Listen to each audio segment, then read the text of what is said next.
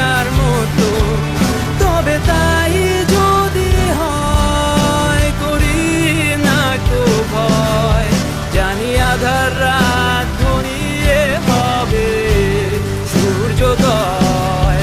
আমি ভেবে নিলাম তুমি সেই লাল গোলাপ, যারে নিরন্তর পাহারা দেয়